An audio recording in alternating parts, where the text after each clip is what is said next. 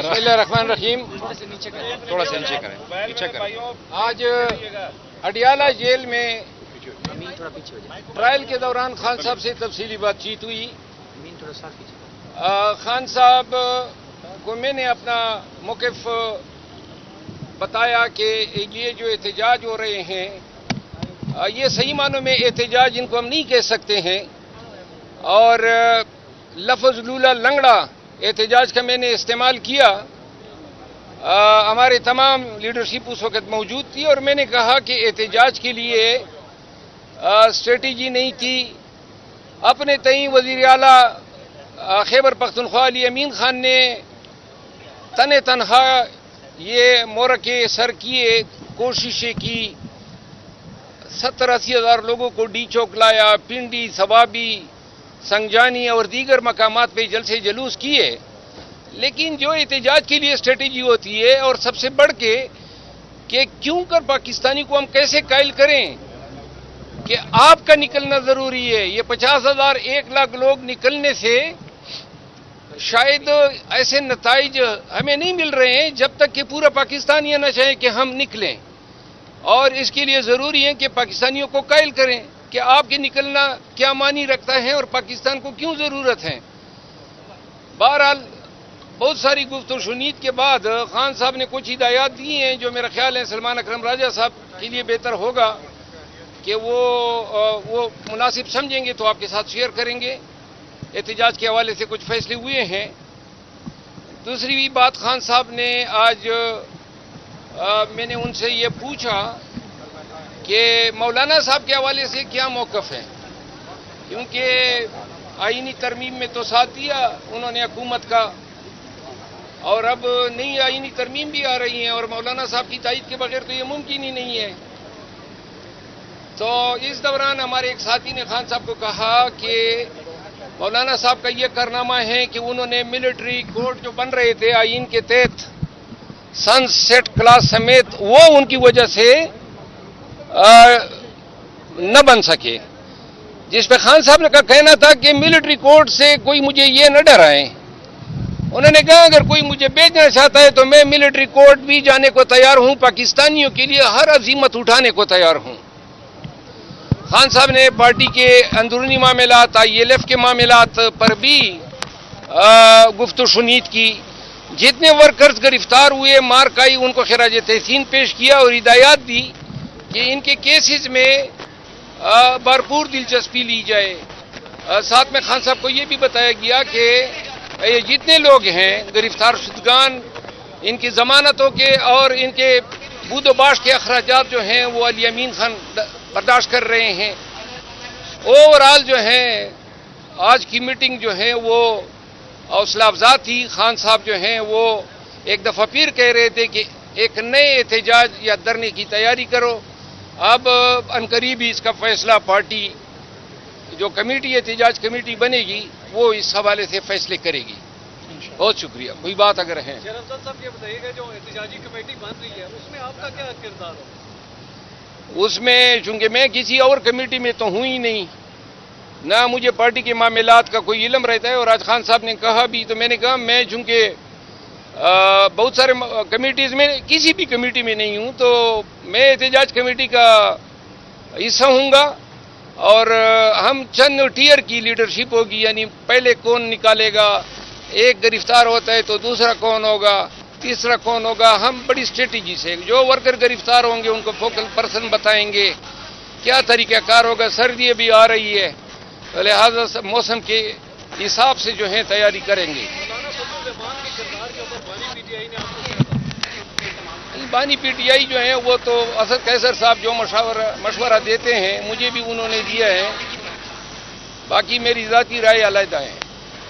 बिस्मिल्लाहिर्रहमानिर्रहीम। थोड़ा सा नीचे करें, पीछे करें। आज अडियाला जेल में ट्रायल के दौरान खान साहब से तफसीली बातचीत हुई। खान साहब को मैंने अपना मौक़िफ़ बताया कि ये जो एहतजाज हो रहे हैं ये सही मानों में एहतजाज इनको हम नहीं कह सकते हैं, और लफ्ज़ लूला लंगड़ा एहतजाज का मैंने इस्तेमाल किया। ہمارے تمام لیڈرشپ اس وقت موجود تھی اور میں نے کہا کہ احتجاج کے لیے اسٹریٹجی نہیں تھی. اپنے تئیں وزیر اعلیٰ خیبر پختونخوا علی امین خان نے تنہا یہ مورکے سر کیے، کوششیں کی، 70-80 ہزار لوگوں کو ڈی چوک لایا، پنڈی، ثوابی، سنگجانی اور دیگر مقامات پہ جلسے جلوس کیے. لیکن جو احتجاج کے لیے اسٹریٹجی ہوتی ہے اور سب سے بڑھ کے کہ کیوں کر پاکستانی کو ہم کیسے قائل کریں کہ آپ کا نکلنا ضروری ہے. یہ 50,000 1 لاکھ لوگ نکلنے سے شاید ایسے نتائج ہمیں نہیں مل رہے ہیں جب تک کہ پورا پاکستان یہ نہ چاہے کہ ہم نکلیں. اور اس کے لیے ضروری ہے کہ پاکستانیوں کو قائل کریں کہ آپ کے نکلنا کیا معنی رکھتا ہے اور پاکستان کو کیوں ضرورت ہے. بہرحال بہت ساری گفت و شنید کے بعد خان صاحب نے کچھ ہدایات دی ہیں جو میرا خیال ہے سلمان اکرم راجہ صاحب کے لیے بہتر ہوگا کہ وہ مناسب سمجھیں گے تو آپ کے ساتھ شیئر کریں گے. احتجاج کے حوالے سے کچھ فیصلے ہوئے ہیں. دوسری بھی بات خان صاحب نے آج میں نے ان سے یہ پوچھا کہ مولانا صاحب کے حوالے سے کیا موقف ہے، کیونکہ آئینی ترمیم میں تو ساتھ دیا انہوں نے حکومت کا، اور اب نئی آئینی ترمیم بھی آ رہی ہیں اور مولانا صاحب کی تائید کے بغیر تو یہ ممکن ہی نہیں ہے.